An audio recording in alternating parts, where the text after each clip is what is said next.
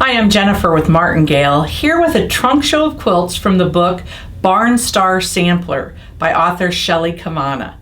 Maybe you've been on a Moroccan Star trail where you've looked at beautiful painted barn stars, and some of them have a special significance to the owners that put them up. Might be a 9-patch block to celebrate the fact that they have 9 grandkids.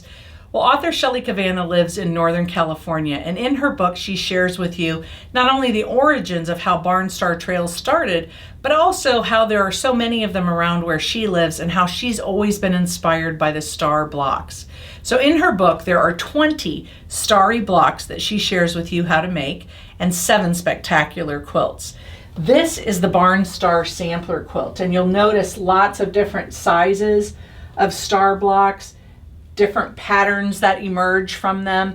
They range in size from 4 inches to 24 inches, and Shelley shares with you how to put them all together to make this spectacular Moroccan Star sampler. But there are also other quilts in the book, and I've got some of those to share with you as well. This is called Flower Farm, and it's a remix of some of the units in block 1 of the quilt to make what could be a wall hanging or a table topper size. So if you're just getting started and don't yet want to make the big sampler, you can do that as well.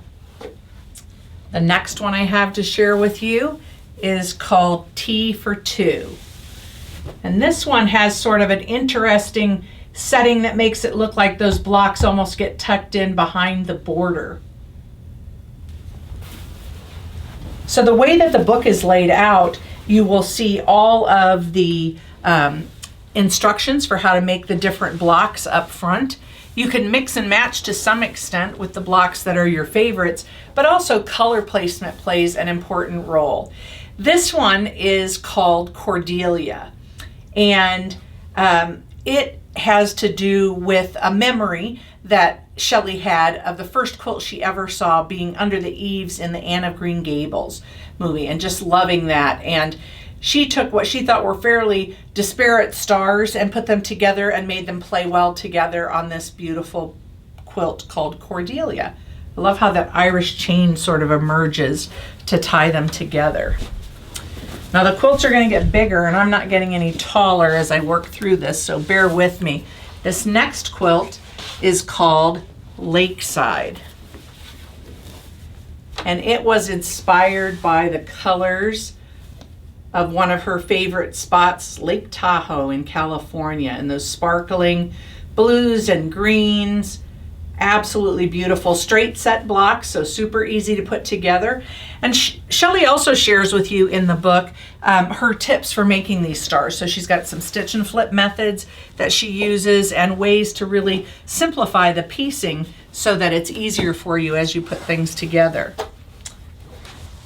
Another large quilt, good size throw you could wrap up in. This one is called Prairie Rose. And this is 9 big Carpenter Star blocks, and she just changed the palette from what it was on the big Moroccan Star sampler quilt. But also you can see a secondary pattern emerges in these sections where the Carpenter Star blocks come together. So really fun how those units create that secondary pattern. And last but not least, a beautiful table runner. And this she calls Baking Day, and uses some of the smaller blocks and units in the book to create that. So if you're a fan of star blocks or of Moroccan stars, you'll definitely want to take a look at Moroccan Star Sampler by author Shelley Cavanna, available wherever you buy books or at shopmartingale.com.